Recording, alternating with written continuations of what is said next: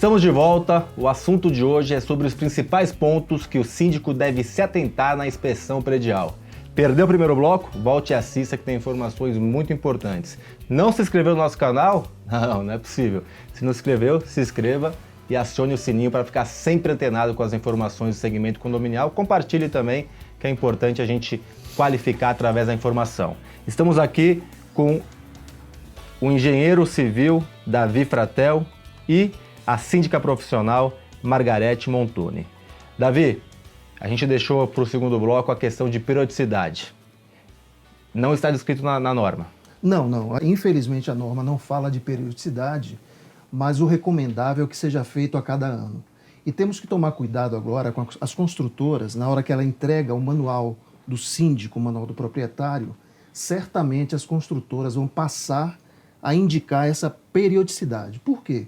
Porque para a construtora, a realização das inspeções é muito bom.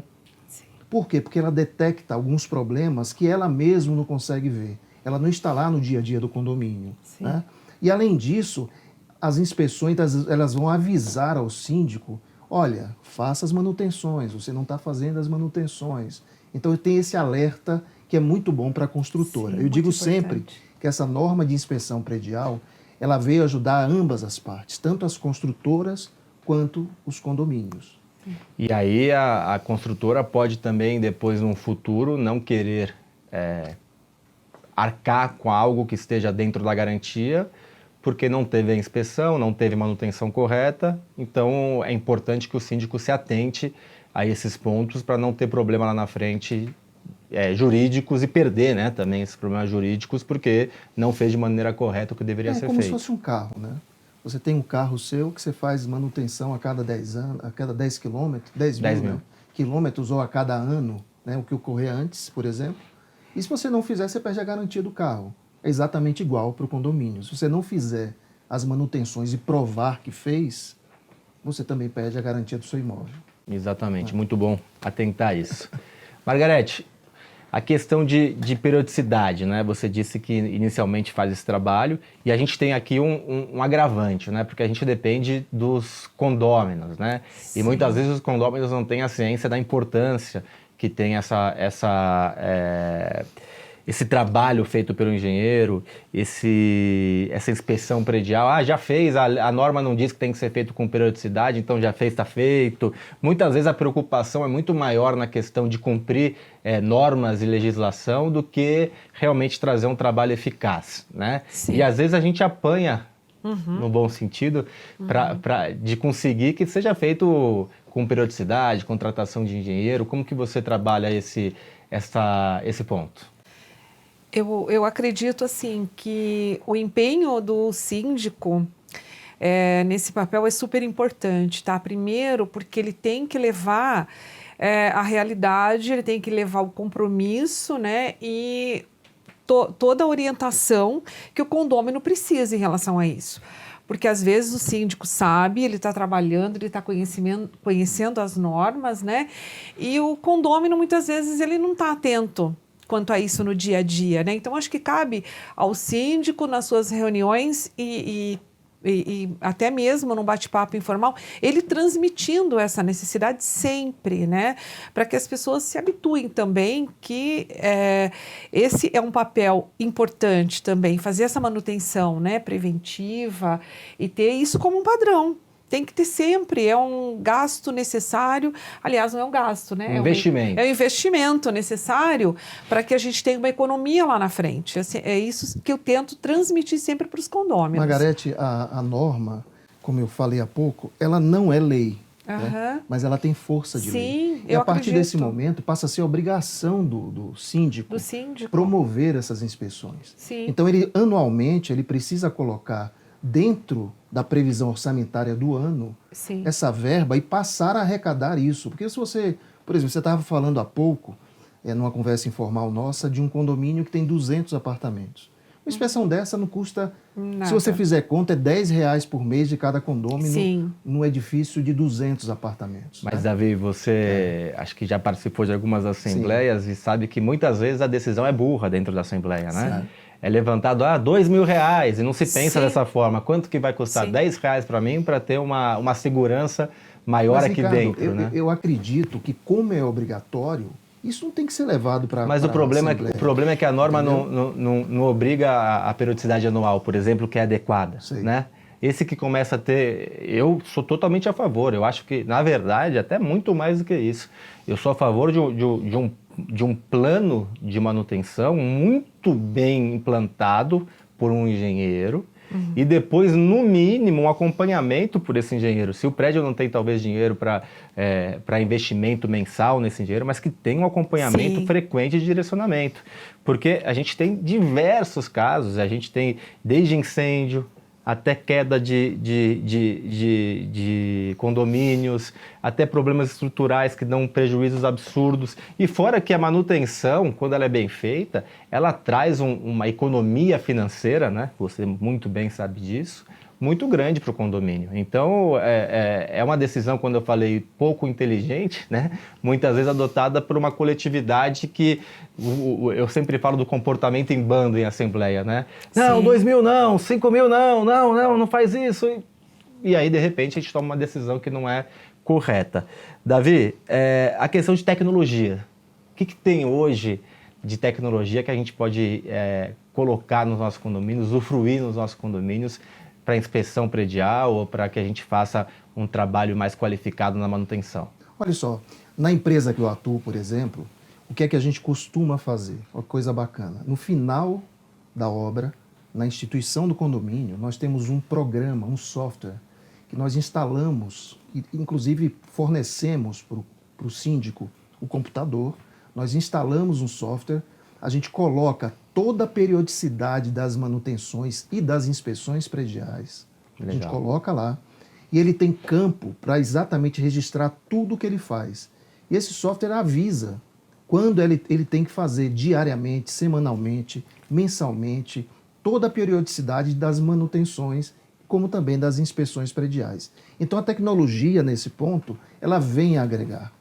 Outro ponto eu preciso fazer um corte nisso que é importante. Muitas vezes, quando a gente fala do manual do síndico ou de algumas normas, alguns síndicos interpretam que isso é feito para tirar a construtora da responsabilidade, né? E aí, quando você fala que a construtora onde você atua, que é uma gigantesca construtora, ela implanta um computador com um sistema e avisa dessa manutenção, cai por água abaixo e mostra que, na verdade, a preocupação também da construtora, pelo menos de algumas delas, no caso onde você trabalha, é que seja feito de maneira correta essa manutenção. Claro, porque seria confortável, por exemplo, para mim, como executivo de uma construtora, entregar o condomínio e deixar o síndico não fazer as manutenções. E lá na frente dizer para ele, olha, não tem garantia, custaria menos para a gente. Concorda comigo? Mas, ao contrário, nós avisamos quando tem que fazer. Importante. Nós avisamos por quê? Porque pelo bem da edificação. Sim, é importante. A gente precisa ter aquele aspecto da sustentabilidade, que a edificação dure muitos e muitos anos. A norma de desempenho fala que as estruturas têm que durar mais de 50 anos. Para isso tem que ter manutenção. Para isso tem que ter inspeção. Não tem outro jeito. Tá? É o seu patrimônio. Exatamente. Você falou uma coisa muito importante, a questão do patrimônio. Essa visão, muitas vezes, não vista de que o investimento, né? Isso. E que faz...